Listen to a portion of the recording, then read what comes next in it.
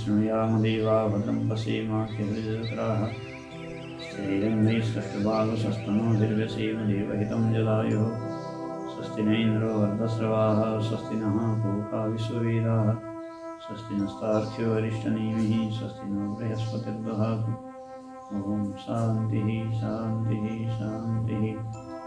गुरुर्ब्रह्मा गुरुर्विष्णुर्गुरुर्देवो महेश्वरः गुरुः साक्षात् परं ब्रह्म तस्मै श्रीगुरवे नमः।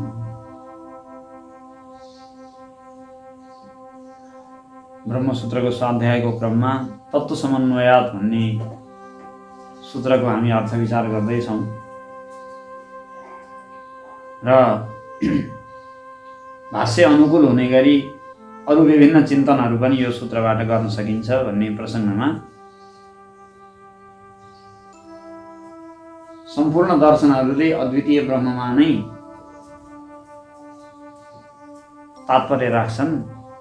सम्पूर्ण शास्त्रको प्रामाण्य अद्वितीय ब्रह्ममा नै छ। तत् भनेको सर्वेषां शास्त्राणां ब्रह्मणि तात्पर्यम्। तत्तु अर्थात् ब्रह्मणि शास्त्र प्रामाण्यम तु समन्वयात् भनेको ती सबै दर्शनहरूको क्रमशः ब्रह्ममा नै समन्वय हुने भएकाले भन्ने अर्थ हाम्रो चलिरहेको छ। क्रम समन्वयको प्रसङ्ग थियो। जस्तै वेदान्तमा विभिन्न विषयहरूमा क्रम समुच्चय भनेर क्रम समुच्चयको प्रसङ्ग आउँछ। ज्ञान र कर्मको समुच्चय छ कि छैन भन्ने शङ्का छ। केही ज्ञान कर्म समुच्चयवादी वेदान्तीहरू छन्, कोही ज्ञान कर्मको समुच्चय हुन सक्दैन भन्ने सिद्धान्तका छन्। भर्तृप्रपञ्च जस्ता भाष्यकारभन्दा पहिलेका आचार्य शङ्करभन्दा पहिलेका केही व्याख्याताहरू थिए जसले ज्ञान कर्म समुच्चयवाद वेदान्तमा स्वीकार गर्थे र उनीहरूले दृष्टान्त दिँदै भन्थे जसरी दुईटा प्वाँखले मात्रै पक्षी उड्न सक्छ, एउटा प्वाँखले पक्षी आकाशमा उड्न सक्दैन, त्यस्तै कर्म र ज्ञान दुईटा मिलेर मात्रै मोक्ष मिल्न सक्छ, कर्मरहित ज्ञानले मात्रै मोक्ष दिन सक्दैन। त्यही भएर तत्त्वज्ञान प्राप्त गरेर पनि कर्म गरेन भने, कर्म भनेको अब वैदिक धर्म इत्यादि कर्म, वैदिक कर्म, कर्तव्य वैदिक कर्महरू गरिरहेन भने चाहिँ मोक्ष हुन सक्दैन। ज्ञानले पनि मोक्ष दिनका लागि कर्मको सहायता खोज्छ, कर्मले पनि यतिकै मोक्ष दिन सक्दैन, ज्ञानको सहायता खोज्छ। यसरी ज्ञान र कर्म सँगसँगै बराबरी मात्रामा रहेपछि मात्रै मोक्ष हुन्छ भन्ने चाहिँ यो सिद्धान्तलाई भनिन्छ ज्ञान कर्मको समुच्चय। तर भाष्यकारले यो कुरालाई एकदमै खण्डन गर्नुभएको छ। गीता भाष्यमा त धेरैचोटि आउँछ, किन गीता भाष्यमा बारम्बार कर्म गर्नका लागि प्रेरणा गरेको हुनाले ज्ञान कर्म समुच्चय हो कि जस्तो लाग्छ। तर विभिन्न प्रमाणद्वारा भाष्यकारले ज्ञान र कर्मको समुच्चय छैन। अर्थात् ज्ञानलाई मोक्ष प्रदान गर्न कर्मको सहयोग अपेक्षा पर्दैन। ज्ञानले आफ्नो काम गर्नका लागि कर्मको सहयोग खोज्दैन। त्यही भएर ज्ञान र कर्मको समुच्चय छैन। र रामगीतामा पनि विद्या विरोधान न समुच्चयो भवेत्, रामगीतामा पनि प्रशस्त ज्ञान कर्म समुच्चयको खण्डन छ। अब यहाँ प्रश्न उठ्छ, उसो भने शङ्कर सिद्धान्तमा कर्म आवश्यकै छैन त? ज्ञान कर्म समुच्चयको जोडदार आचार्य शङ्करले खण्डन गर्नुभयो। उसो भने कर्मको कुनै महत्त्व नै छैन, ज्ञानले मात्रै मोक्ष दिन्छ, कर्मको कुनै प्रयोजन नै छैन, त्यही नै उहाँको सिद्धान्त हो। शङ्का हुँदाखेरि यसको उत्तरमा भन्न सकिन्छ त्यस्तो उहाँको मत होइन। किन भन्दा उहाँको सिद्धान्त त स्पष्ट छ। स्ववर्णाश्रम धर्मेण तपसा हरितोषणात् साधनं प्रभवेत् पुंसां वैराग्यादि चतुष्टयम् भन्नुहुन्छ अपरोक्षानुभूतिमा। स्ववर्णाश्रम धर्मेण तपसा हरितोषणात् साधनं प्रभवेत् पुंसां वैराग्यादि चतुष्टयम् भनेको आफ्नो वर्ण धर्म र आफ्नो आश्रम धर्म, वर्ण धर्म र आश्रम धर्म, आफ्नो वर्ण अनुसार र आफ्नो आश्रम अनुसारको जो कर्तव्य कर्म निर्देश गरेको छ शास्त्रले र अन्य आवश्यक सम्पूर्ण धर्महरू, हामी कहाँ धर्म भनेर मुख्यतया वर्ण धर्म र आश्रम धर्मलाई लिइन्छ भनेको कर्तव्य कर्म। जो व्यक्ति जुन अवस्थामा, जुन परिवेशमा, जुन चाहिँ स्थानमा छ त्यही अनुसार उसले गर्नुपर्ने कर्तव्यलाई नै हामी धर्म भन्छौँ। हाम्रो धर्म भन्ने चिन्तन यो अहिलेको आधुनिक व्यवस्थामा जसरी धर्म भन्ने चिन्तनको धर्म भन्ने शब्दलाई चिन्तन गरिएको छ त्यस्तो खालको होइन। अहिलेको धर्म चाहिँ मन लागेदेखि फेर्न पनि पाउने अथवा नगर्न पनि पाउने त्यो एउटा व्यक्तिगत विश्वास भन्ने मात्रै अर्थ गरियो अहिले आएर धर्मको। जुन पाश्चात्य चिन्तन प्रणाली अनुसार हो पनि व्यक्तिगत विश्वास हो। कोही जान मन लागे शनिबार चर्चमा गए पनि भयो, मन नलागे नगए पनि भयो, आफ्नो इच्छाको कुरो। यो चाहिँ व्यक्तिगत विश्वासको आधारमा रिलिजन भनेर उनीहरूले व्याख्या गरे, धर्म माने, अनि त्यही अनुकरण गरेर अहिले विश्वभरि धर्मको चिन्तन त्यही अनुसार गरिएको छ। र त्यही चिन्तन अनुसार धर्म त आफ्नो इच्छाको कुरो हो, राज्य त स्वतन्त्र हुनुपर्छ भनेर धर्मनिरपेक्षता भनेर चिन्तन पनि नेपालमा आयो। तर नेपालको मूल जो यहाँका ऋषिमुनि, यहाँका मुख्य आदिम पुर्खाहरूले धर्मको विषयमा जुन चिन्तन गर्थे त्यो अनुसार चाहिँ यो परिभाषा होइन। त्यसरी हेर्दाखेरि त धर्म भन्ने कुरा त कर्तव्य हो जसबाट कोही पनि निरपेक्ष हुन सक्दैन। अब डाक्टरले बिरामीको उपचार म गर्दिनँ भन्यो भने त्यो क्षम्य होला, उसको विश्वास हो, जेसुकै गरोस्, कर्तव्य कर्म छोड्न पाउँछ? म गर्दिनँ भनेर सुख हुन्छ? सरकारको कर्मचारीले चाहिँ आफ्नो जनसेवा गर्न बसेको कर्मचारीले म गर्दिनँ तेरो काम भनेर भन्न पाउँछ? पाउँदैन नि। कर्तव्य कर्मलाई कसैले पनि त्याग्न पाउँदैन। र धर्म भनेर वर्णाश्रम धर्म भन्ने शब्द छ हाम्रो सनातन परम्परामा। जहाँ पनि वर्णाश्रम धर्म भनेको आफ्नो वर्ण अनुसारको कर्तव्य र आश्रम अनुसारको कर्तव्य। यो छोड्न पाउने, व्यक्तिगत विश्वासको आधारमा कमी गर्न पाउने, बढी गर्ने अथवा त्यागेर अर्को थरी गर्ने भन्ने कुरा हुँदैन। त्यो स्वतन्त्रता छैन। त्यही भएर गीतामा भगवानले म त बरु भिक्षा मागेर खान्छु, यो चाहिँ युद्ध गरेर तिनै लोकको राज्य जित्नुभन्दा त भनेर अर्जुन विलाप गरिरहँदाखेरि उहाँले भन्नुभयो ऐश्वर्यमा ऐशस्यम छ। तिमीले भनेको कुरा न परलोकमा धर्म उत्पन्न गर्ने, न परलोकलाई फाइदा गर्ने खालको छ, न यो लोकमा कीर्ति प्रदान गर्ने खालको छ। तिम्रो चिज यो होइन, यो अधर्म्यम, यो अधर्म हो, तिमीले गर्न पाउँदैनौ। खबरदार, भिक्षा मागेर खानु तिम्रो क्षत्रियको धर्म हो, क्षत्रियको त युद्ध धर्म हो भनेर उसलाई चाहिँ छेक्नु हो। भनेपछि स्ववर्णाश्रम धर्म, शङ्कराचार्य भन्नुहुन्छ स्ववर्णाश्रम धर्मेण तपसा हरितोषणात्। आफ्नो वर्ण धर्म र आफ्नो आश्रम धर्मको अनुष्ठानले अनि तपस्याले, तपस्या भनेर वर्ण धर्म र आश्रम धर्मभन्दा पनि अतिरिक्त केही विशेष तपस्याहरू छन् जो आफ्नो इच्छा अनुसार अलि धेरै चाहिँ गर्न सक्छ मान्छेले। नखाइकन व्रत बस्ने अथवा विभिन्न तीर्थहरूमा दुःख भए पनि पैदलै यात्रा गरेर जाने, यस्ता यस्ता विभिन्न आफ्नो इच्छा अनुसार बढाउन मिल्ने खालका धर्महरू पनि छन्। जसलाई तपस्या भनिन्छ, जहाँ अलि कष्ट सहन गरिन्छ, आफ्नो इच्छा अनुसार गरिन्छ। त्यो चाहिँ कर्तव्य, अनिवार्य कर्तव्य चाहिँ त्यो अनिवार्यभित्र नपर्ला, तर अलिकति बढाएर आफूले गर्न मिल्यो, त्यसलाई यहाँ तपस्या भनियो। कति बढाउँदै जाने त्यही अनुसार तपस्याको कठोरता निर्धारण गरिन्छ। भनेपछि वर्ण धर्म र आश्रम धर्मको अनुष्ठान गरेर तपस्याद्वारा जब भगवान हरि खुसी हुनुहुन्छ भने चाहिँ हरितोषणा भनेपछि भक्तिको पनि प्रसन्न आउँछ। अनि बल्ल साधनम प्रभवेत पुंसाम वैराग्यादि चतुष्टयम्। अनि बल्ल वैराग्य आदि चार थरी साधनहरू चाहिँ प्राप्त हुन सक्छन्। अनि विवेक वैराग्य आदि चार थरी साधन प्राप्त भएपछि बल्ल ब्रह्म चिन्तन गर्ने अधिकारी हुन्छ। अनि त्यो ब्रह्म चिन्तनद्वारा बल्ल श्रवण मनन निधिध्यासनद्वारा त्यो मुक्त हुन्छ भनेपछि कर्म बिना यहाँ चाहिँ त ज्ञानको योग्यतै प्राप्त भएन, जिज्ञासै प्राप्त भएन। कर्म गरेर भगवान खुसी हुनु पर्यो। फेरि भक्तिको पनि प्रसङ्ग आयो। यदि ईश्वरार्पण भावले कर्म गरेको रहन्छ, यदि हरि भगवान खुसी हुनु भएन, हरितोषण भएन भने, परमात्मा प्रसन्न हुनु भएन भने पनि त्यो कर्मले काम गरेन। कर्मद्वारा ईश्वरार्पण बुद्धिले गरेको कर्मद्वारा परमात्मा प्रसन्न हुनु भएपछि अनि चित्त शुद्ध भएर बल्ल ज्ञानमा अधिकार हुन्छ भन्ने मान्छेले कर्मको खण्डन गर्ला त अथवा भक्तिको खण्डन गर्ला त?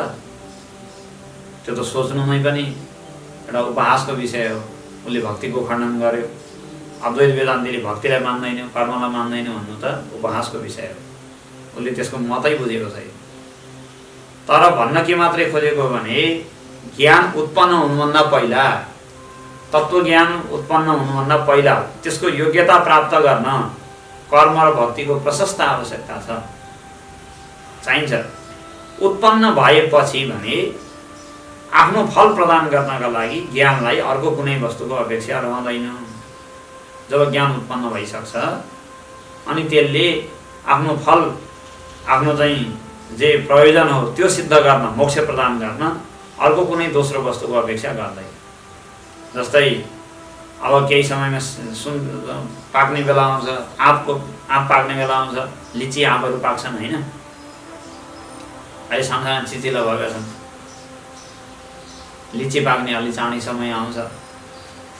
लिची पाक्नुभन्दा पहिला त्यसले जराबाट रस लिन्छ, त्यसपछि पातहरूबाट सूर्यको किरणलाई लिन्छ, के लिन पर्ने हो, तातो चिसो मलहरूबाट चाहिँ सबै पोषणहरू सबै लिन्छ, सबै थोक लिन्छ।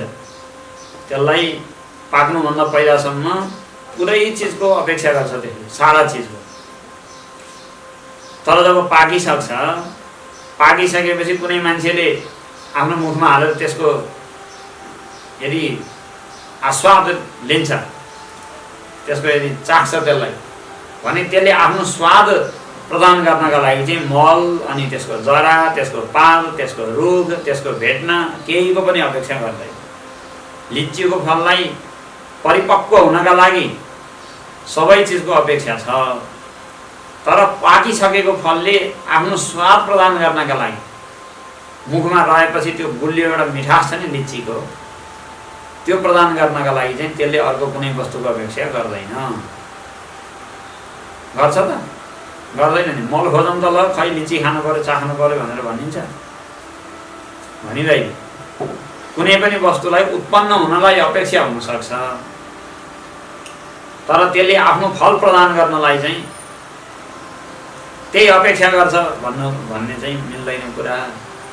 त्यस्तै ज्ञानले पनि आफू उत्पन्न हुनलाई विभिन्न साधनहरूको अपेक्षा गर्छ, कर्मको अपेक्षा गर्छ, उपासनाको अपेक्षा गर्छ, अनि श्रवण मनन इत्यादि सारा साधनको अपेक्षा गर्छ। प्राणायाम योगाभ्यास गर्दैन भनेको होइन, सबै गर्छ। घरको सबै साधनको अपेक्षा गर्छ, बिस्तारै अनि अगाडि बढ्छ। तर फल प्रदान गर्नका लागि अपेक्षा गर्दैन ज्ञानले। हो यस्तो जो क्रमशः सबैको अपेक्षा गर्नलाई भनिन्छ क्रम समन्वय अथवा क्रम समुच्चय। ज्ञान र कर्मको समुच्चय छैन भन्नुको मतलब एकैचोटि दुईटाले मिलेर मोक्ष प्रदान गर्ने होइनन् भन्न खोजेको। समुच्चय छैन अर्थात् साथसाथमा दुईटैले एकैचोटि दुईटै मिलेर मात्रै, दुईटा चक्काले मात्रै गाडी गुडाए जस्तो अथवा दुईटा प्वाखले मात्रै पक्षी उड्न सके जस्तो दुईटा सँगसँगै मिलेर मात्रै मोक्ष दिन्छन् भन्ने कुरा चाहिँ होइन। समुच्चय छैन भनेको त्यही हो। तर क्रम समुच्चय चाहिँ छ है भन्छ वेदान्तले। अर्थात् पहिला कर्म भएर अनि उपासना भएर क्रमशः अनि बल्ल ज्ञानमा पुग्छ है। क्रम समुच्चय चाहिँ छ है भनेर वेदान्तको सिद्धान्तमा मानिन्छ। सहसमुच्चय छैन। सहसमुच्चय भनेको सँगसँगै कर्म र ज्ञानको समुच्चय छैन, तर क्रमशः समुच्चय चाहिँ छ, सबैलाई आवश्यक। आवश्यक पर्छ त्यसलाई। यो वेदान्तको एउटा सिद्धान्तलाई यो बुझेपछि अब मैले जो तत्त्व समन्वयको क्रम समन्वय भनेको हो त्यो अर्थ बुझियो होला। क्रम समन्वय भनेको चाहिँ क्रमशः पहिला एउटा चाहिने, त्यसपछि अर्को चाहिने, त्यसपछि अर्को चाहिने गरेर अन्तिममा चाहिँ यी सबै कुरा मिल्दै गएपछि अन्तिमको फल बन्ने, त्यस्तोलाई भनिन्छ क्रम समन्वय अथवा क्रम समुच्चय। दर्शनहरूको परम्परामा पनि अब दर्शनको परम्परामा पनि क्रम समन्वय छ।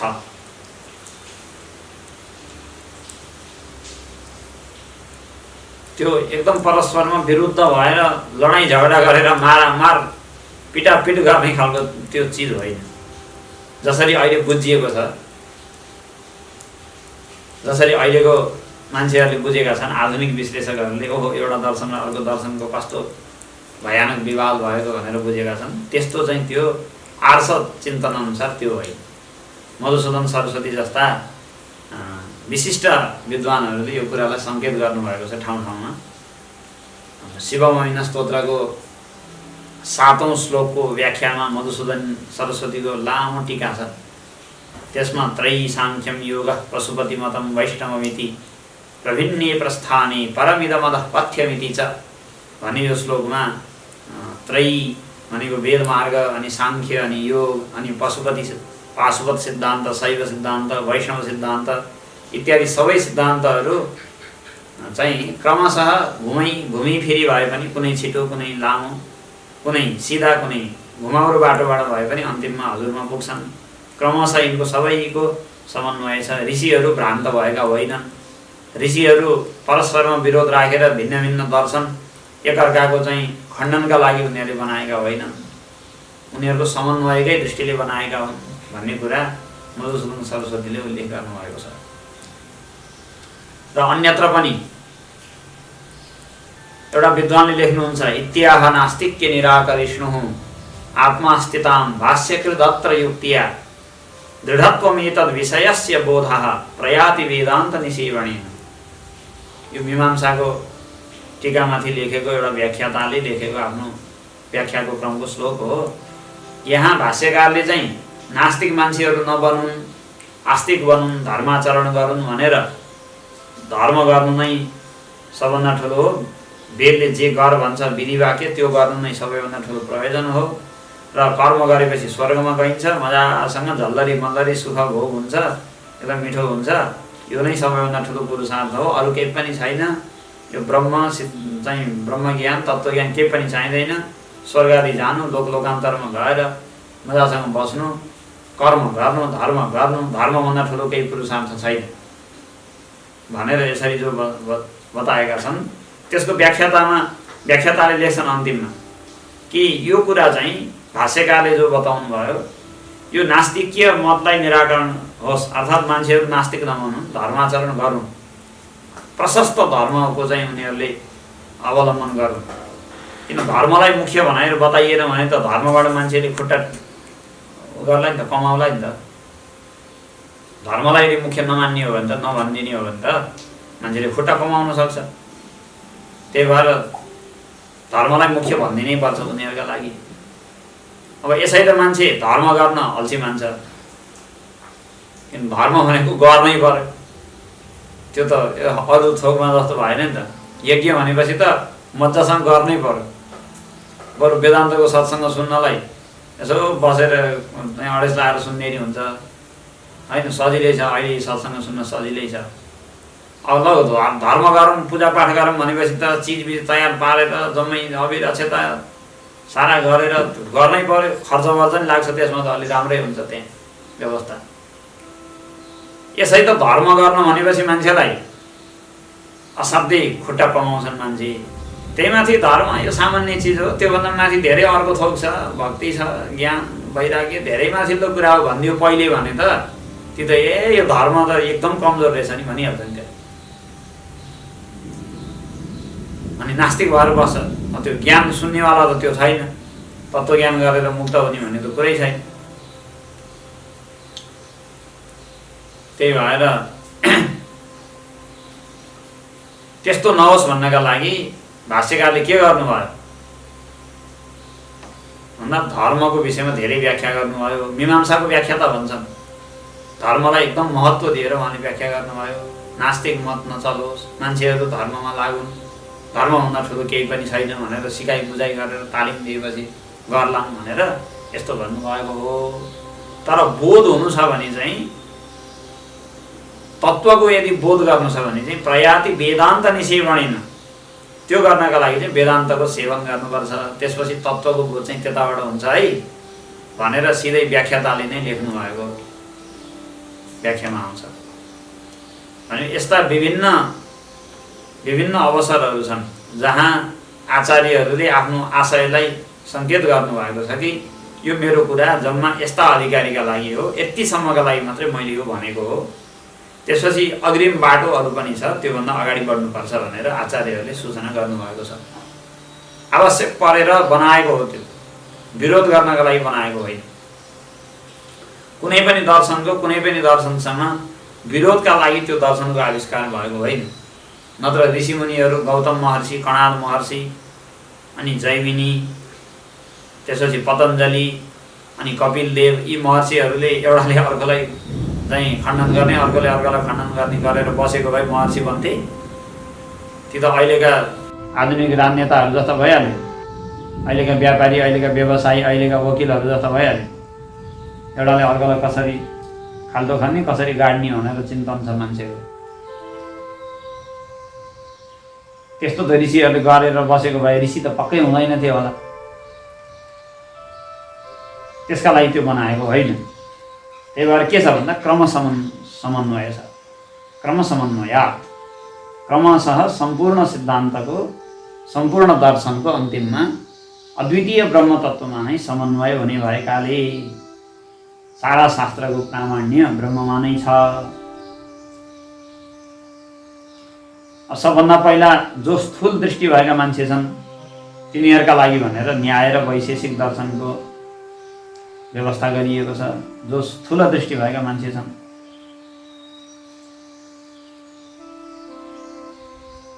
अत्यन्तै बहिर्मुखी वृत्ति भएका जो मान्छे छन्,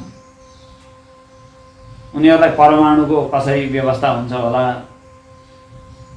अनि कतिवटा पदार्थहरू छन् होला, प्रमाणहरू कतिवटा छन्, प्रमेय पदार्थहरू कति थरी छन्, कसरी कार्यकारणको व्यवस्था गरिन्छ, कारण कतिवटा छन्, कार्य कस्ता छन्, अभाव कतिवटा छन्, यस्ता भौतिक विषयमा धेरै जिज्ञासा भएका मान्छेलाई यी सबै कुराहरू जिज्ञासा मेटाउँदै अनि अन्तिममा आत्माको अस्तित्वलाई सिद्ध गरेर छोडिदिने,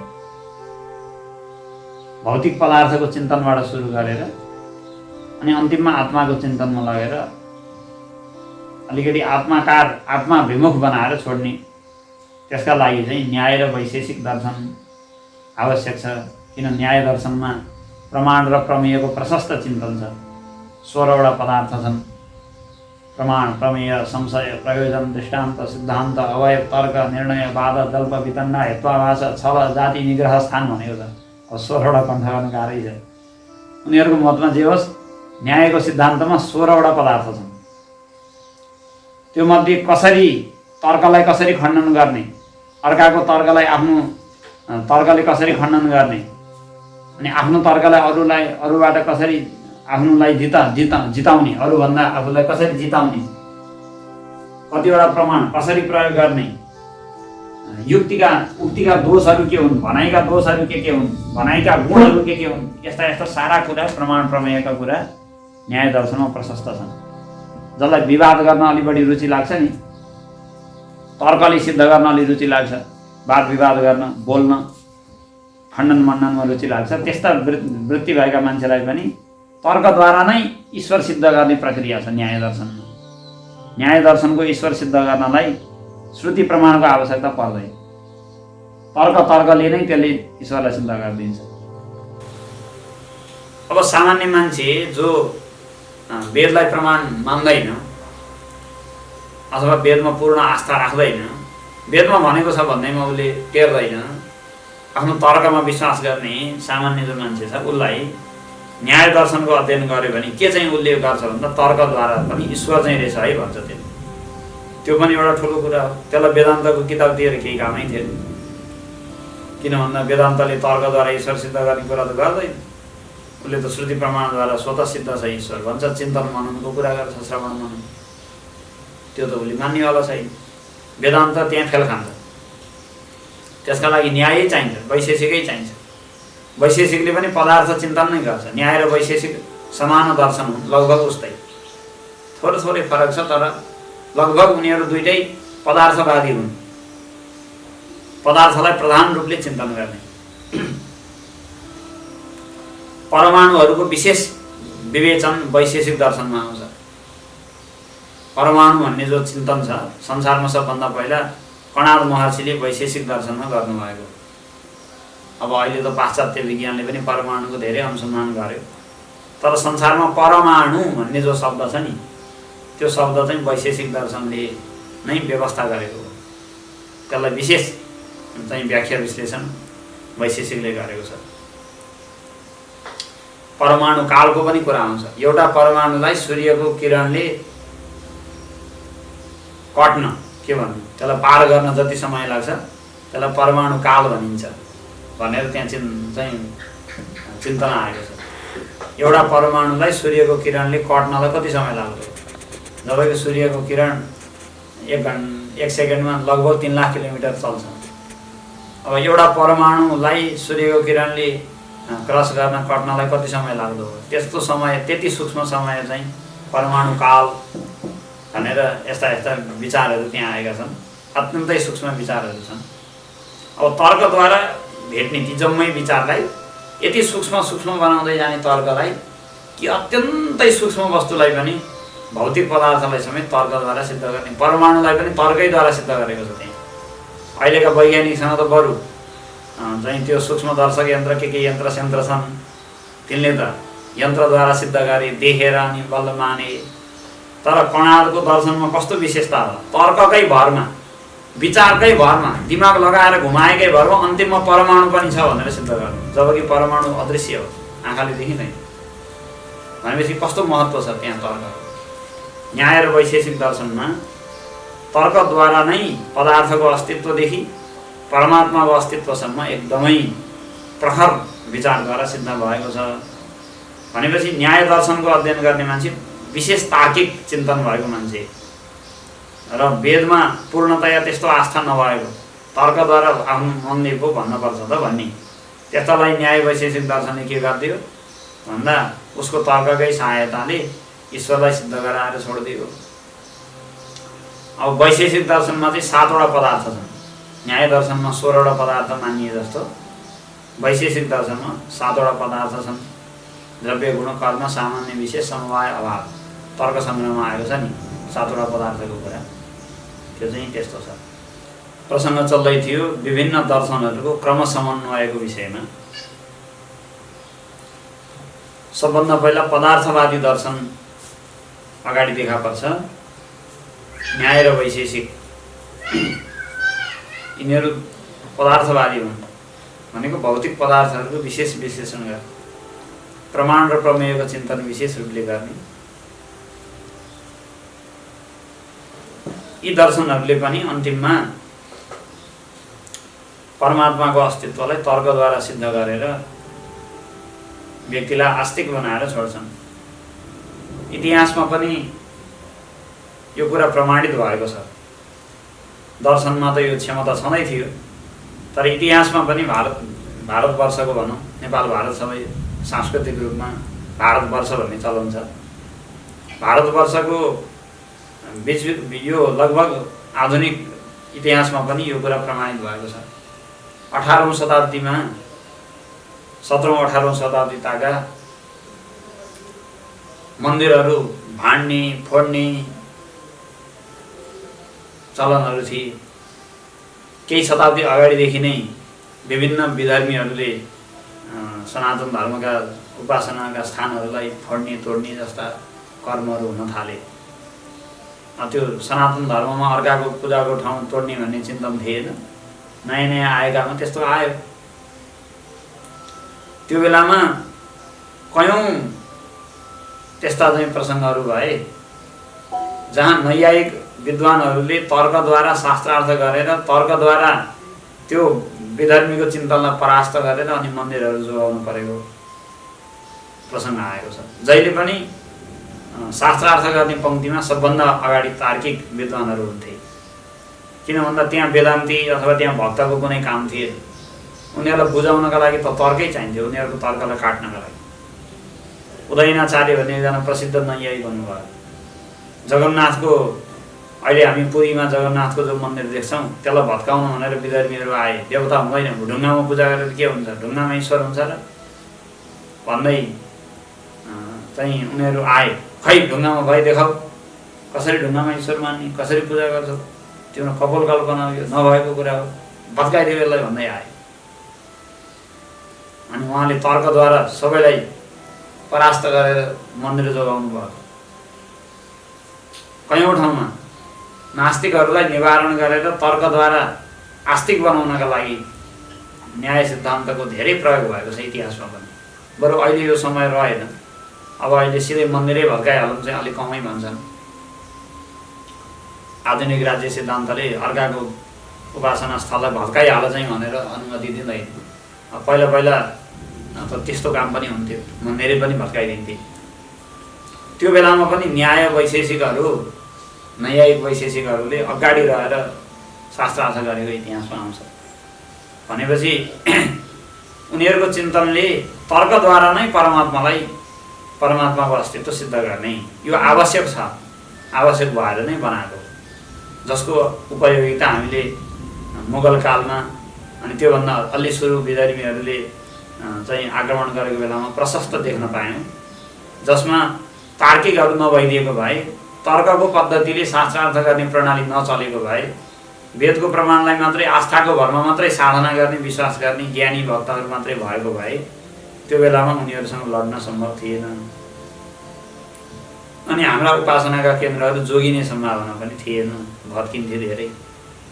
चाहिएको रहेछ नि त, ऋषिहरूलाई आवश्यकता छ भन्ने थाहा थियो, त्यही भएर बनाउनु भयो।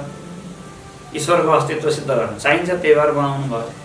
यसरी न्याय दर्शन पनि आवश्यक भएर बनाएको हो, वैशेषिक दर्शन पनि आवश्यक भएर बनाएको हो। अब ईश्वरको अस्तित्व सिद्ध भयो, भएपछि अस्तित्व भएपछि त्यसको विषयमा बिस्तारै प्रेम हुँदै गयो अथवा जिज्ञासा बढ्दै गयो, त्यसको रहस्य के हो भन्ने बुझ्ने इच्छा भयो। अलिकति साधनतर्फ उन्मुख भयो मान्छे। जब अलिकति साधनतर्फ उन्मुख भयो, उसलाई उपायहरू दिनु पर्यो, परमात्मालाई प्राप्त गर्ने उपाय के हो। न्याय वैशेषिक दर्शनमा यस्ता कुराहरू धेरै छैनन्, त्यहाँ त अस्तित्व सिद्ध गर्ने भन्ने कुरा मात्रै धेरै छ। तर परमात्मालाई प्राप्त गर्ने विभिन्न उपाय, साधन, प्रक्रिया, पद्धतिको विचार गर्नु परेपछि अब नैयायिक बिस्तारै बोल्न कम गरिहाल्छ, अगाडि जाऊ भनिन्छ। त्यो बेलामा अनि धर्म, त्यसपछि योगाभ्यास, परमात्माको भक्ति इत्यादि विभिन्न साधनहरूको लागि विभिन्न दर्शनहरू अगाडि आउँछन्। मीमांसा दर्शन, योग दर्शन, साङ्ख्य दर्शन, अनि उपासनाका विभिन्न दर्शन, वैष्णव, शैव, शाक्त इत्यादि सबै दर्शनहरू उपासनाको उपासकको चाहिँ क्षमता अनुसार, उसको पूर्वजन्मको संस्कार अनुसार उसलाई चिन्तन दिन पर्यो। त्यो पनि चाहिएरै बनाएको। अब वैष्णव दर्शन र शैव दर्शनको हेर्दाखेरि एकदमै विरोध देखिन्छ। एउटाले भगवान् विष्णु नै सबभन्दा ठुलो, त्योभन्दा बाहेक केही होइन भन्छ। अर्कोले भगवान् शिव नै सबभन्दा ठुलो हो, त्योभन्दा बाहेक त सबै लारे झुरे हुन्। जसको नामै महादेव, त्योभन्दा ठुलो को हो नि, अरू सबै त लुरे लाम्रे हुन् भन्छ उसले। फेरि अब शक्तिवादी छ, शाक्त दर्शनवाला छ भने कोही शक्ति नभइकन कोही हुन्छ। परमात्मा पनि शक्ति भएन भने त सब हुन्छ, शिव पनि सब हुन्छ। शक्ति नभए के परमात्मा, शक्ति नै सबैभन्दा ठुलो, शक्ति तत्त्व सबभन्दा ठुलो भन्छ उसले। हेर्दाखेरि विरोध जस्तो लाग्छ, तर त्यो पनि विरोधका लागि विरोध बनाएको होइन, अहिलेकालाई भ्रम परेको छ। त्यो अवश्य हो कि एउटा वैष्णवले अर्को शैव चाहिँ सिद्धान्तवाला अथवा शिव भक्त छ भने अलिकति नाक खुम्च्याउने, शैवले वैष्णव भेट्यो भने यसो निधार खुम्च्याउने अहिलेको परिपाटी छ आधुनिक सम्प्रदायहरूमा यस्तो विकास भएको छ। उनीहरूलाई लाग्छ कि विष्णु भक्त हुनु भनेको शिव अथवा शक्तिको भक्त नहुनु पनि एउटा त्यसमा चाहिँ अङ्ग हो, अथवा शिव भक्त हुनु भनेको विष्णु र अरू देवदेवताको भक्ति नगर्नु पनि त्यसका लागि आवश्यक हो भन्ने उनीहरूलाई लाग्छ। भक्तिशास्त्रमा अनन्य भन्ने शब्दको प्रयोग हुन्छ। अनन्य भनेको अरूको भरमा नपर्ने, अरूको पछि नलाग्ने भनेको अनन्य। न अन्य इति अनन्य, अरूको पछि नलाग्ने, अरूको भक्ति अरूको चाहिँ सहयोगको अपेक्षा नगर्नेलाई भनिन्छ अनन्य। त्यो अनन्य भन्ने शब्दलाई पनि उनीहरूले त्यसै गरी अर्थ्याएका छन्। हामी त एउटा चाहिँ परमात्माको उपासनामा लागेपछि अरूको पछि कहाँ लाग्न हुन्छ भन्छन् उनीहरू। र कयौँ यस्ता भक्तहरू भेटिएका छन्, अर्काको मन्दिरमा नजाने, नढोग्ने, गयो भने पनि ठिन्न उभिरहने। एउटा विचित्र छ यो। वैष्णव कयौँ त्यस्ता भेटिन्छन्, शिव मन्दिरमा गएर ठिन्न उभिएर बस्छन्, ढोग्न नमस्कार गर्दा पनि त्यो भित्रबाट आउँदैन उनीहरूलाई।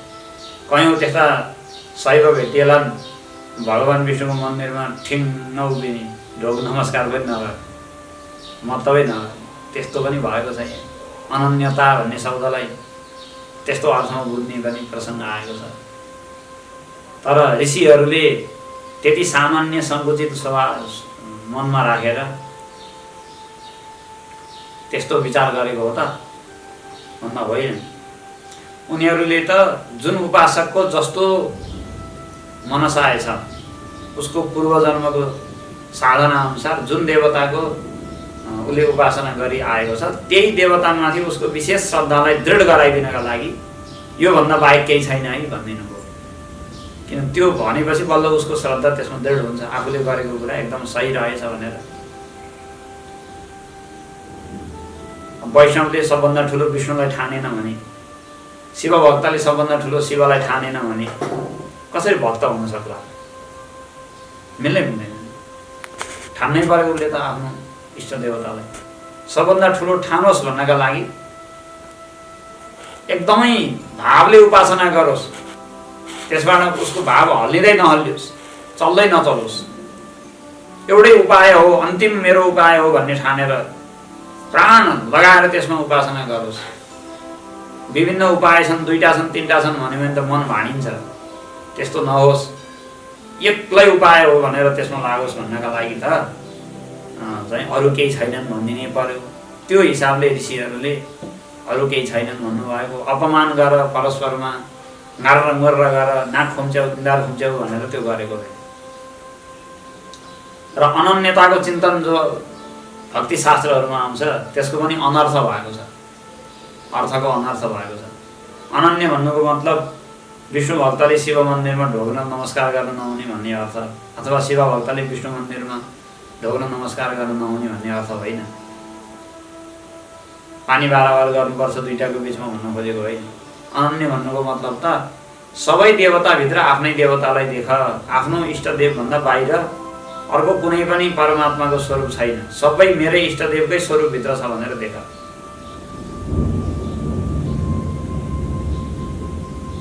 अर्थात् भाइभरका जति पनि देवताहरू छन् सबै मेरै परमात्माकै विभिन्न रूपहरू हुन् भनेर सबैलाई आफ्नै ईश्वरको रूपमा प्रणाम गर भन्न खोजेको।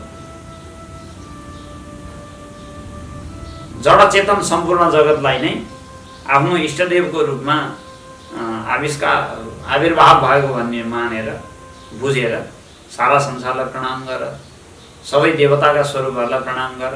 तर ती अलग अलग देवता हुन् भन्ने ठानेर होइन, अभी त अनन्य भन्ने ठानेर। अनन्य भनेको मेरो परमात्मा, उपास्य परमात्मा भन्दा यिनीहरू भिन्न होइनन्, त्यही परमात्मा नै अरू विभिन्न रूपमा अभिव्यक्त हुनुभएको भन्ने सोच भन्नका लागि अनन्य भन्ने चिन्तना आएको हो, जसको पनि दुरुपयोग छ अझै। जे होस्, साधनाका लागि केही गर्न पर्यो भनेपछि अनि मीमांसा दर्शन, योग दर्शन, साङ्ख्य दर्शन, भक्ति सिद्धान्तका विभिन्न दर्शनहरू अनि ऋषिहरूले अगाडि ल्याइदिनु भयो। ल यो अनुसार तिमीहरूले विचार गर, उपासना गर। कोही योगका अधिकारी छन्, योगाभ्यासमा लाग। कोही उपासना गर्ने भाव प्रधान मान्छे छन्, उपासनामा लाग। कोही चिन्तन मननमा अलि बढी रुचि राख्ने छन् भने सांख्य चिन्तन नलाग, आफ्नो मनलाई एकदमै एकाकार बनाऊ, तदाकार बनाऊ भनेर विभिन्न दर्शनहरू साधनाका लागि भनेर बीचको तहमा विभिन्न दर्शनहरू आए, जसको पनि परस्परमा बाजाबाजको अर्थ बुझ्न हुन्न। ऋषिहरूले एउटा तत्तद उपासकका लागि अलग अलग निष्ठा दृढ गर्नका लागि तत्तद उपासकका लागि चाहिँ त्यो व्यवस्था गर्नुभएको। जस्तै औषधिको दृष्टान्त दियो, औषधिको दृष्टान्तबाट बुझिन्छ। अब कुनै रोग लाग्यो भने एन्टिबायोटिक औषधि खुवाउँछन् हैन, कुनै भाइरस खालको ज्वरो सरो, मलेरिया के भन्छन्, डेङ्गु मलेरिया हुन्छ, त्यसमा एन्टिबायोटिक औषधिहरू खुवाउँछन्।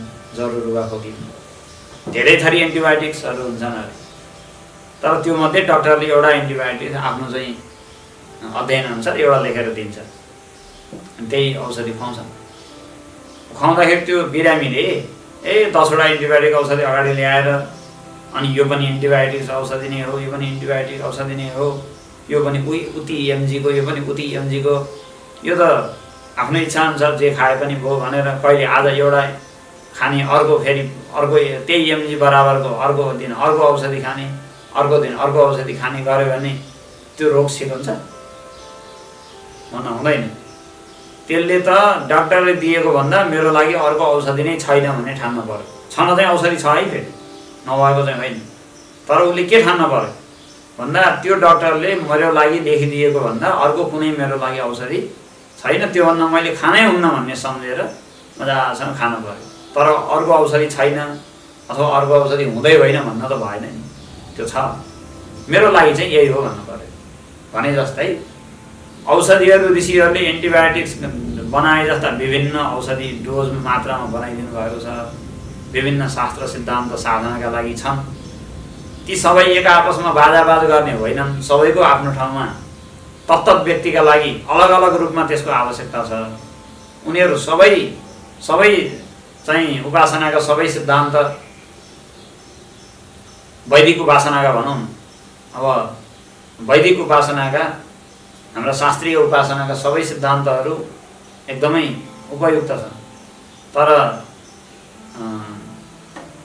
त्यो चाहिँ व्यक्ति सापेक्ष हो, कुन व्यक्तिलाई के हो भन्ने कुरा हो, सबैलाई एउटै नियम लाग्दैन। त्यही भएर दर्शनहरू विभिन्न, भक्ति सिद्धान्तमा पनि विभिन्न दर्शनहरू आए। यसरी बीचको चाहिँ साधना अवस्थामा दर्शनहरूको प्रक्रिया चल्यो। अनि अब कर्मद्वारा अनि उपासनाद्वारा पूर्णतया चित्त शुद्ध भइसकेपछि सांख्य योगाभ्यास इत्यादि दर्शनको पनि अनुष्ठान गर्यो, पदार्थहरूको विवेचन गर्यो। सांख्य दर्शनमा 25 थरी पदार्थ छन्। 25 तत्त्व भनेर आउँछ, 25वटा पदार्थहरू तत्त्वहरू छन्। योग दर्शनमा चाहिँ ईश्वर पनि स्वीकार गरिएको छ। सांख्य दर्शनको चिन्तनमा ईश्वरको आवश्यकता छैन, किन पदार्थहरूको विवेचन गर्ने हो, आफ्नो प्रज्ञाले पदार्थको विवेचन गर्दा ईश्वरको त्यसमा चाहिँ कुनै आवश्यकता परेन। त्यही भएर ईश्वरको विषयमा विचार गर्दैन सांख्य दर्शन। योग दर्शनले चाहिँ ईश्वरको विषयमा पनि विचार गर्छ, किनकि योगको प्रक्रियामा ईश्वरको अलिकति आवश्यकता हुन्छ। आफ्नो सिद्धान्त अनुसार कहीँ ईश्वरको आवश्यकता परे चिन्तन गरेका पनि छन्, कहीँ ईश्वरको आवश्यकता नपर्दा चिन्तन नगरी चुप लागेर बसेका पनि छन्। जस्तै मीमांसा दर्शनमा ईश्वरको विचारै छैन, किन भन्दा कर्मको फलको कुरा हो। यज्ञ गरेपछि अथवा धर्म गरेपछि, कर्म गरेपछि त्यसको फल प्राप्त हुन्छ, बस। अब ईश्वरले हस्तक्षेप गर्ने, बिचमा कसैको फल बढाउने कसैको घटाउने भन्ने होइन। कर्मको फल मैले जसरी पनि भोग्नुपर्छ, जसरी पनि मैले पाउँछु। सबै मान्छे कर्मठ छन्, कर्मशील छन्, कर्मनिष्ठ छन्, आफ्नो कर्म अनुसार फल पाइहाल्छन्। भनेपछि यो कर्मको चिन्तनमा कहीँ पनि ईश्वरको आवश्यकता महसुस भएन उसलाई। त्यही भएर बोल्दै पऱ्यो मीमांसा दर्शन। मीमांसामा ईश्वर भनेको को भनेर सोधे पनि खै थाहा छैन, कोही नै होइन भन्छ। तर त्यसको अर्थ ईश्वरलाई नमान्ने, मूर्ति फुटाउँदै हिँड्ने, ईश्वर छैन भन्दै हिँड्ने भनेको हो त? त्यस्तो त होइन नि त। कर्मवादको जो सिद्धान्त छ दृढतापूर्वक यदि कर्मवादलाई अँगाल्ने हो भने ईश्वरको हस्तक्षेपको आवश्यकता बिना नै उसले आफ्नो कर्मको मार्गलाई अगाडि बढाउन सक्छ। उसको दर्शनको प्रक्रियामा ईश्वरको आवश्यकता परेन। ऊ भक्त छैन भनेको पनि होइन, उसले उपासना गर्दैन भन्न खोजेको पनि होइन, तर दर्शनको प्रक्रियामा चिन्तनमा आवश्यक परेन। यसरी भिन्न भिन्न चिन्तनहरू कोही ईश्वरलाई माने जस्ता, कोही ईश्वरलाई नमाने जस्ता देखा पर्छन्। तर त्यतिको भरमा यिनीहरू ईश्वरलाई नमान्नेवाला हुन्, यिनीहरूलाई ईश्वरलाई मान्नेवाला हुन् भन्न पनि मिल्दैन थियो। अब आफ्नो आफ्नो पूर्व कर्म अनुसार परमात्माको स्वरूपलाई उपासना गर्ने भन्ने कुरा चाहिँ यसमा चाहिँ ध्यान दिनुपर्छ। अझै चाहिँ कस्तो चलन पनि आयो भने कुनै एउटा गुरु विशेष हुन्छन्, उनले जम्मा एउटै देवताको, एउटै स्वरूपको, एउटै मन्त्र, एउटै पद्धति, एउटै सम्प्रदायमा आफ्नो सिकाउँछन्, त्योभन्दा बाहेक सिकाउँदैनन्। अनि भयो भएका जति मान्छे भेटे ती जम्मैलाई त्यही एउटै कुरा सिकाउने हो। तर हाम्रो परम्परामा चाहिँ त्यस्तो होइन। व्यक्ति सापेक्ष व्यक्तिको आफ्नो चाहिँ पूर्व कर्मको संस्कार अनुसार हेरेर कुन उपासना, कुन विधि, कुन पद्धति बताउने हो उसलाई त्यसरी बताउनुपर्छ, जुन कुरा आधुनिक सम्प्रदायहरूमा व्यवस्थामा छैन। तर मूल चिन्तन वैदिक धारामा भनेको हाम्रो वर्णाश्रम धर्मको जो परम्परा हो अथवा शङ्कराचार्यको जो सिद्धान्त हो, त्यहाँ चाहिँ उपासनाका विभिन्न भेदहरू अलग अलग व्यक्तिका लागि हुन्। त्यो चाहिँ आफ्नो क्षमता र रुचि अनुसार चयन गर्ने कुरा हो। भनेपछि यी सबै पद्धतिद्वारा, निष्काम कर्मद्वारा चित्त शुद्ध भएर अनि विभिन्न उपासनाद्वारा, योगाभ्यास, सांख्यको तत्त्व विचार इत्यादिद्वारा मन एकदम निश्चल, निर्मल, एकदम एकाग्र भएर योग्य भइसकेपछि अनि बल्ल त्यो अद्वितीय तत्त्वलाई बुझ्न योग्य हुन्छ। सांख्य दर्शनले पनि शरीर आदिभन्दा आत्मा भिन्न हो भनेर कुरा गर्छ। शरीर आदिको साक्षी हो, प्रकृतिको साक्षी हो भनेर साक्षीको कुरा सांख्यले पनि गर्छ। अलग हो भन्ने कुरालाई बुझ्नका लागि वेदान्तै पढिरहनु पर्दैन। शरीर, इन्द्रिय, मन, बुद्धि, प्रकृतिका गुण, प्रकृतिका तत्त्व, माया, मायाको कार्यभन्दा अलग हो भन्नका लागि वेदान्तै पढिरहनु पर्दैन। तर वेदान्तले चाहिँ त अद्वितीय तत्त्वको कुरा गर्छ, त्यो चाहिँ वेदान्तको नयाँ हो। भनेको जो प्रकृतिभन्दा भिन्न अथवा जगतका कार्यभन्दा भिन्न भनेर अलग ज्ञाएको तत्त्व थियो, त्यो भन्दा फेरि त्यो प्रकृति, त्यो जगत अलग होइन, सारा संसारै अद्वितीय ब्रह्म स्वरूप हो, त्योभन्दा बाहेक केही छैन भन्नका लागि चाहिँ नयाँ कुरो चाहियो। छुट्याएर मात्रै छोडियो नि त। अरू दर्शनको प्रक्रियाले अन्तिममा छुट्याइदिएर छोडिदियो, त्यसलाई विवेकको अवस्थामा ल्याएर छोड्यो, साक्षीको चिन्तनमा ल्याएर टुङ्ग्यायो। तर जो चेतन आत्मतत्व हो त्योभन्दा बाहेक अर्को कुनै दृश्यको अस्तित्व छैन। अर्थात् ऊ पनि यही बनेको हो, विवर्त भएको हो, दृश्यको रूपमा पनि यही बनेको हो, अद्वितीय तत्त्वभन्दा बाहेक कुनै चिज छैन भनेर साक्षी को जो चिन्तन छ त्योभन्दा पनि अझै माथि भनौँ न। हुन त साक्षी भनेको ब्रह्मै हो, त्योभन्दा माथि कहाँबाट जाने हो र? तैपनि अरू सामान्यले बुझेको साक्षी भनेको चाहिँ पदार्थभन्दा अलग, वस्तुभन्दा अलग, विषयभन्दा अलग, त्यसलाई हेर्नेवाला भनेर जो बुझेको छ।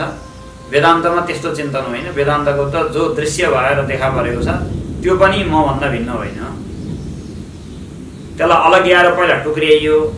तर टुक्रिएर गएको जो दृश्यको रूपमा देखा परेको चिज छ त्यो पनि मेरै अस्तित्वमा देखा परेको, मै नै देखा परेको भनौँ, म नै अथवा आत्मा नै ती अनन्त अस्तित्वहरूको रूपमा विभक्त भएको देखा परेको हो भनेर विवर्तको जो सिद्धान्त छ, अद्वैत चिन्तन, अद्वितीयता, आत्माभन्दा भिन्न केही पनि छैन भन्ने कुरा, यो चाहिँ अन्तिममा वेदान्तले भन्छ। ब्रह्म एउटै ब्रह्म तत्त्व संसारका सारा पदार्थहरूको रूपमा छ, सम्पूर्ण प्राणीहरूको रूपमा त्यही देखा परेको छ र विभिन्न उपास्य देवताहरूको रूपमा पनि त्यही छ। ब्रह्मार्पणं ब्रह्म हविः ब्रह्माग्नौ ब्रह्मणाहुतं ब्रह्मैव तेन गन्तव्यं ब्रह्मकर्म समाधिना भन्नुहुन्छ भगवान् गीतामा। ब्रह्मार्पणं ब्रह्म हविः ब्रह्माग्नौ ब्रह्मणाहुतं, अर्पणम भनेको अर्पण गर्ने साधन, सुरो चरु आदि भनौँ न, त्यो पनि के हो? ब्रह्म नै हो। हवि चरु बनाएर जो हवि अर्पण गरिन्छ त्यो पनि के हो? ब्रह्म नै हो। जहाँ हवन गरिन्छ अग्नि त्यो पनि के हो? ब्रह्म नै हो। अनि जो हवन गर्नेवाला यजमान छ त्यो पनि को भन्दा ब्रह्म नै हो। अनि फल प्राप्त गर्छ जसले त्यो पनि को भन्दा ब्रह्म नै हो। ब्रह्मैव तेन गन्तव्य। सबै भयभरका संसारभरि जे जति पनि दृश्य पदार्थहरू छन् सबै अद्वितीय ब्रह्म स्वरूप नै हुन्, त्योभन्दा बाहेक केही होइनन् भन्न अन्तिममा सबैलाई ब्रह्म बनाउन मात्रै वेदान्तको आवश्यकता छ। अरू काम त सबै चित्तशुद्धिका सारा प्रक्रिया त वेदान्तले भन्नै पर्दैन नि, त्यो त पहिले गरेर आएपछि अन्तिममा वेदान्त हो। त्यही भएर वेदान्तको दर्शनको प्रक्रियामा भक्तिको धेरै विचार नगरेको देख्दा यी त नास्तिक हुन् भन्छन् मान्छेले, जबकि कुरा त्यस्तो होइन। त्यो त पहिले गरेर भ्याएर अनि चित्तशुद्ध मन निर्मल बनाएर सबै आइसकेपछि सबैलाई ब्रह्म बनाउने यसो झ्वास्स त्यो एउटा ज्ञानको आगो मात्रै वेदान्तले बाल्न बाँकी छ, अरू जम्मै काम त पहिले भइसक्यो। क्रमसमुच्चयको माध्यमले सबै दर्शनहरूको अन्तिममा तात्पर्य चाहिँ अद्वितीय ब्रह्म बुझाउनुमा छ। अद्वितीय ब्रह्म बुझाएपछि अर्को बुझ्न आवश्यक परेन, किन बुझ्नेवालै समाप्त भयो। बुझ्नेवाला जो अहम थियो अहम नै विलिन भयो, त्यो भएपछि कसले खोज्ने? र ब्रह्म बनेपछि त्योभन्दा माथि अर्को जाने ठाउँ पनि छैन, अद्वितीय ब्रह्म बनिसक्यो। अलिकति भक्तको तहमा रहन्जेलसम्म केही प्राप्त गर्नुपर्ने चिज बाँकी रहन्छ। के प्राप्त गर्नु बाँकी रहन्छ भन्दा भगवानको अनुग्रह प्राप्त गर्नु पर्यो। एकदम नजिकको भक्त बनेछ भने पनि त्यहाँ अलिकति प्राप्त गर्नुपर्ने खोजी गर्ने विषय बाँकी छ। भगवानको सबभन्दा धेरै अनुग्रह मैले प्राप्त गरौँ, सबभन्दा बढी प्रेम मसँग गर्नुहोस्। जस्तै गोपीहरू अत्यन्तै भक्त थिए, यसमा शङ्का छैन। तर कृष्णले कसलाई धेरै अँगालो मार्ने, कृष्णले कसकोतिर चाहिँ आँखा अलि धेरै नजर लगाएर हेर्ने, कसलाई एकान्तमा लिएर आफ्नो भलाकुसारी गर्न जाने भन्ने कुरामा एकदम उनीहरू सतर्क हुन्थ्यो। मलाई लैदिए हुन्थ्यो, मलाई लैदिए हुन्थ्यो, म भगवानको सबभन्दा प्रिय भन्न पाए हुन्थ्यो भन्थे। भनेपछि भक्तिको एकदम माथिल्लो भागमा पनि एउटा प्राप्त गर्ने चिज बाँकी छ, गर्नुपर्ने चिज एउटा बाँकी रहन्छ। परमात्माको अनुग्रह, प्रेम, स्नेह आफूमाथि सबभन्दा धेरै रहिरहोस्, म सबभन्दा अन्तरङ्ग रूपले भगवानको सेवा गर्न पाइरहँ भन्ने खोजी पनि हुन्छ। मैले धेरैभन्दा धेरै आत्मसमर्पण गर्न सकौँ, परमात्माले धेरैभन्दा धेरै स्नेह ममाथि गर्नुहोस् भन्ने एक प्रकारको खोजी सकिएको छैन। अन्वेषणको प्रक्रिया एक प्रकारको बाँकी नै छ। भक्ति एकदम ठुलो चिज हो, तर त्यहाँ थोरै बाँकी छ। तर जो अद्वितीय ब्रह्म नै हुँ भनेर के भन्ने सरासर सबै ब्रह्मै ब्रह्म बन्यो, जम्मै ब्रह्मै भएर सकियो, त्यसपछि त अब नयाँ प्राप्त गर्नुपर्ने के बाँकी रह्यो? कसको नयाँ अनुग्रह प्राप्त गरौँ भन्ने पनि छैन, समर्पण हुँ भन्ने पनि छैन। आफू नै सकिसक्यो, अद्वितीय ब्रह्म नै भइसक्यो, त्योभन्दा माथि पुग्ने ठाउँ छैन। अब खोज्नेवाला आफू पनि बाँकी छैन। यसरी चिन्तनको हिसाबमा अद्वैतभन्दा माथिल्लो अर्को कुनै पनि चिन्तन छैन। र अन्तिममा यो अद्वितीय बोधमा पुर्याउनुमा नै सम्पूर्ण शास्त्रको अन्तिममा तात्पर्य छ। त्यो क्रम समुच्चयको मार्फतले भएको हो। हेर्दाखेरि दर्शनहरूको परस्परमा विवाद देखिए पनि त्यो विवाद वेदान्तसँग विवाद गर्नका लागि होइन, अन्तिममा वेदान्तमै पुर्याउनका लागि हो भन्ने कुरालाई तत्त्व समन्वयात् भन्ने सूत्रले सङ्केत गरेको छ भन्ने कुरा आज चर्चा भयो। ओम पूर्णमदः पूर्णमिदं पूर्णात् पूर्णमुदच्यते पूर्णस्य पूर्णमादाय पूर्णमेवावशिष्यते। ओम शान्ति।